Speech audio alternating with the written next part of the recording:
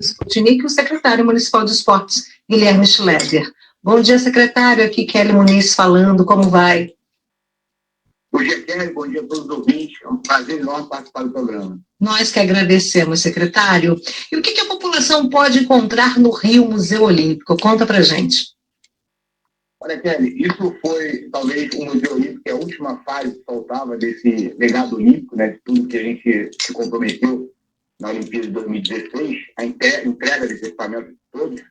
E o Museu Olímpico foi o último equipamento que faltava, ficou pronto agora no dia 5. A gente fez a inauguração domingo, dia 3.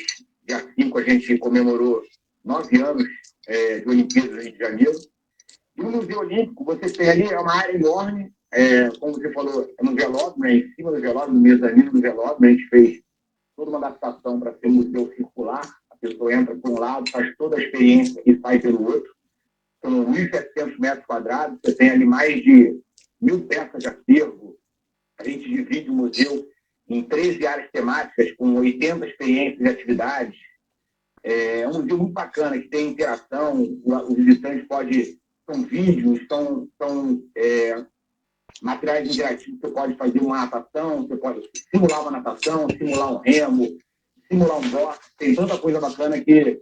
e fora todo o acervo que tem dos atletas, né? A gente tem hoje praticamente ali uns 300 pontos de exposição de itens dos atletas. A gente tem a faixa preta da Rafaela, que ela ganhou aquela medalha de ouro linda aqui no Rio de Janeiro. A gente tem tanto acervo de atletas.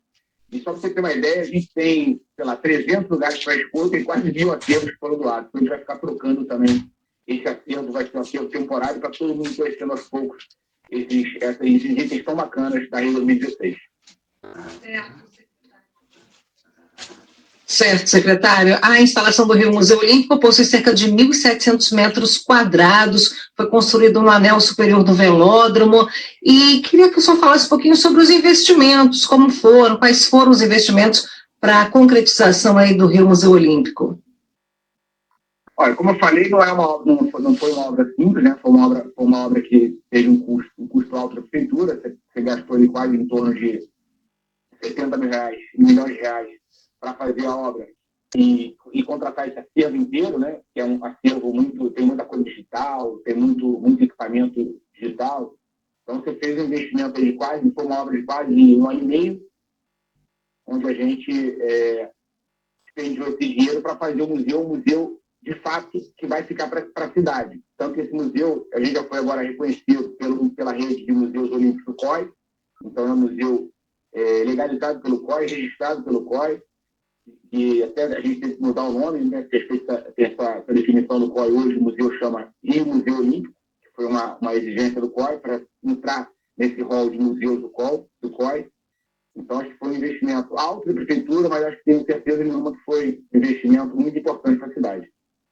Secretário, e quanto à visitação, até quantas pessoas podem ir por dia, por sessão? Como é que os grupos podem conhecer o Rio Museu Olímpico?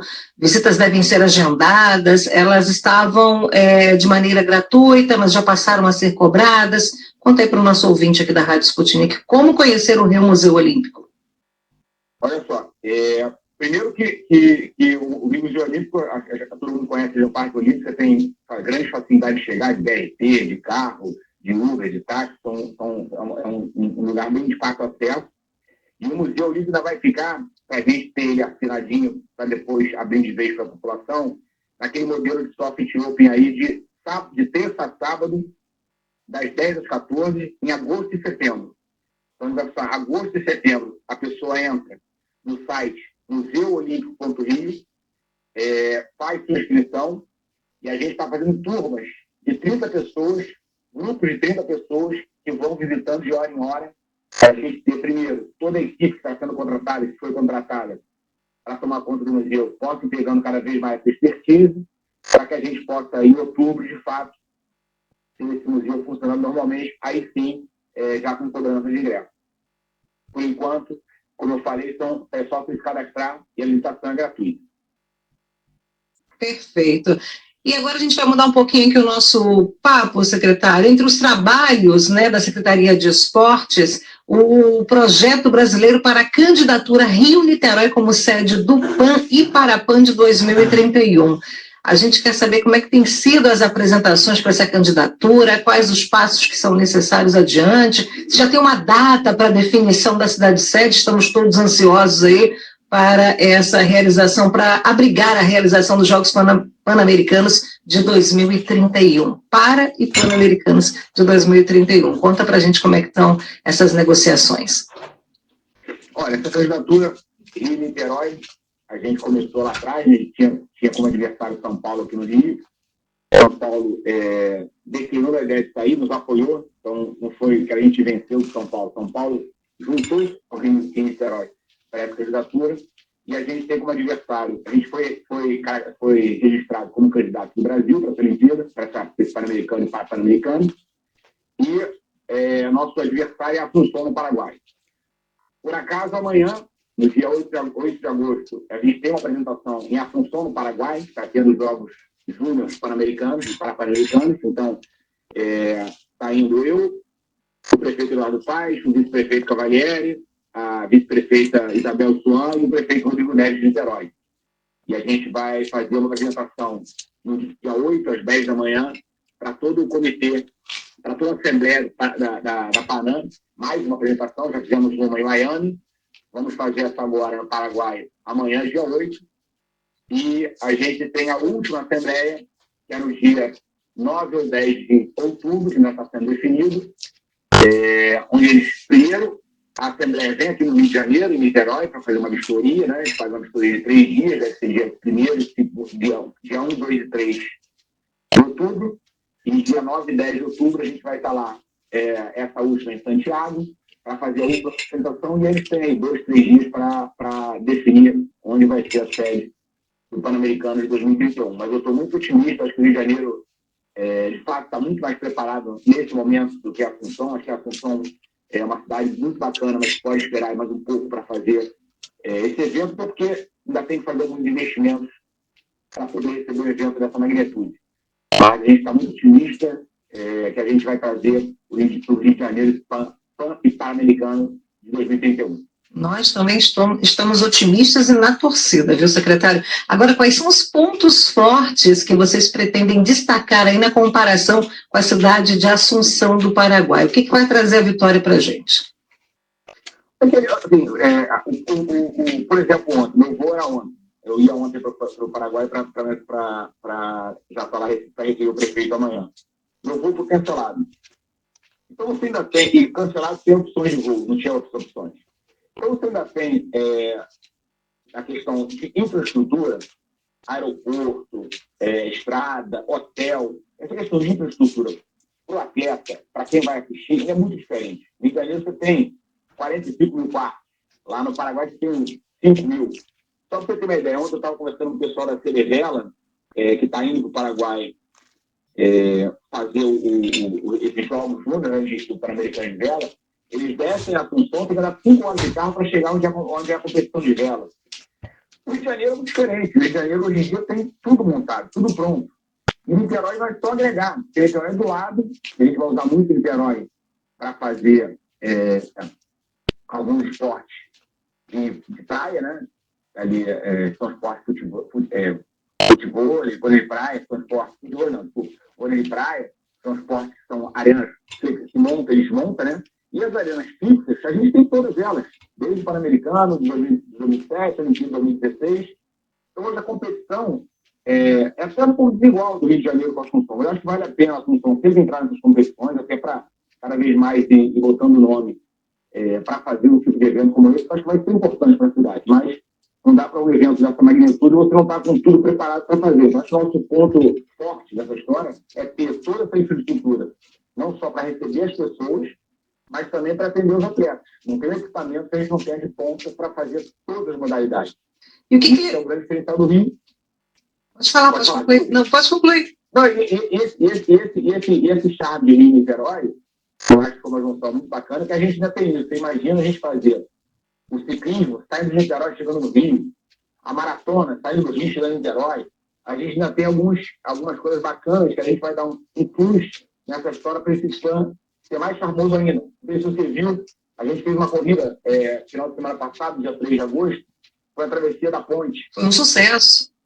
que deu um sucesso absoluto. A gente já registrou essa corrida como teste do Pan-Americano, então já serviu como teste, já está visto lá como teste de uma competição que acontece com tranquilidade. Então, não tenho dúvida que vai ser aprovado a gente fazer a maratona passando pela Ponte de Niterói.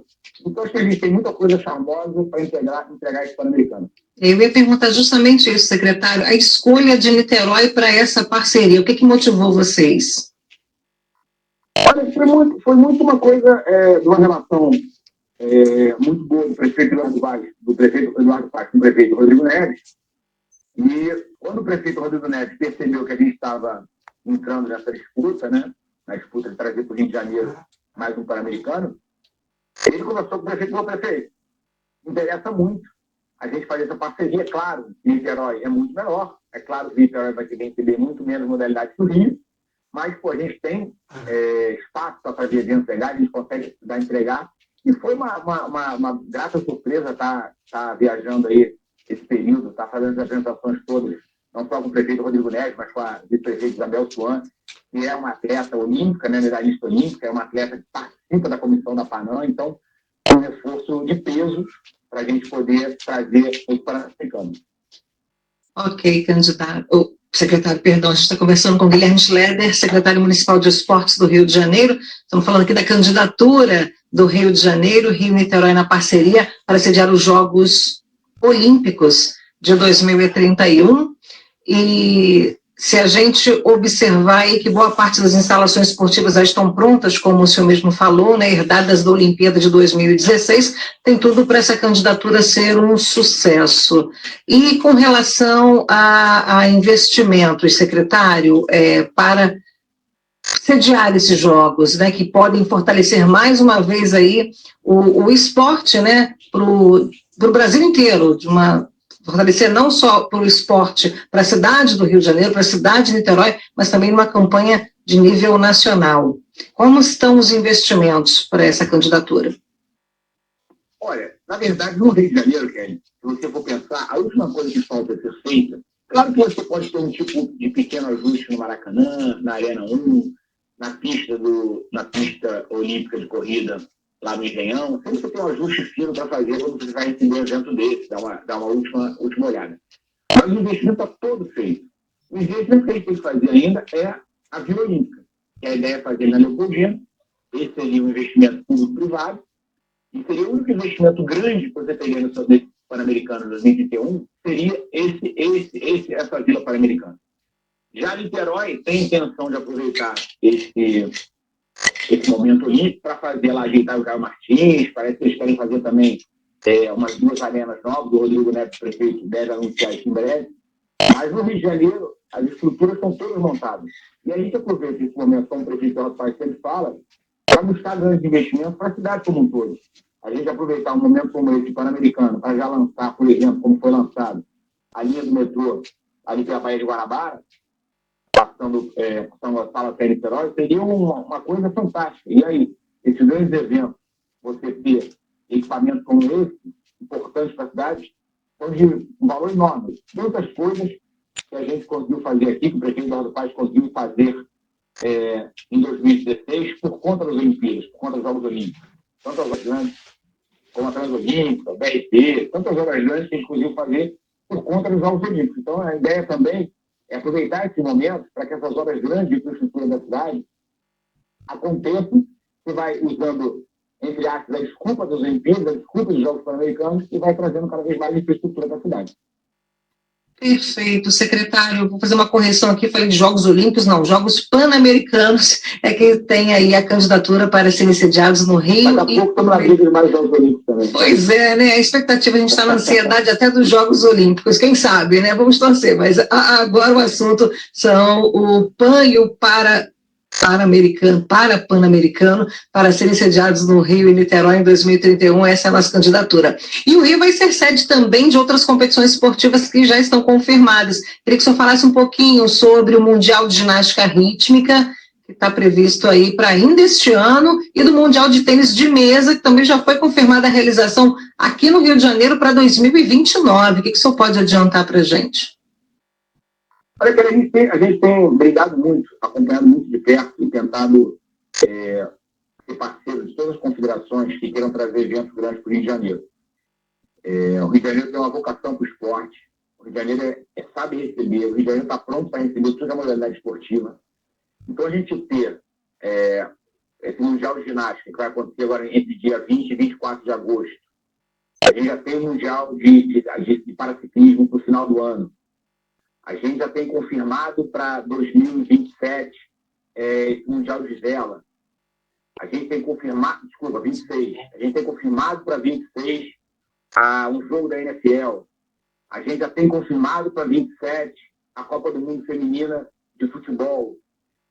Então, são todos eventos grandes que a gente vai tentar trazer para a cidade. Vamos estar sempre na frente. O que eu tenho conversado muito e quem tem me ajudado muito o Visit Rio, o Rio Convention Bureau, que acompanha de perto esse calendário esportivo no mundo inteiro.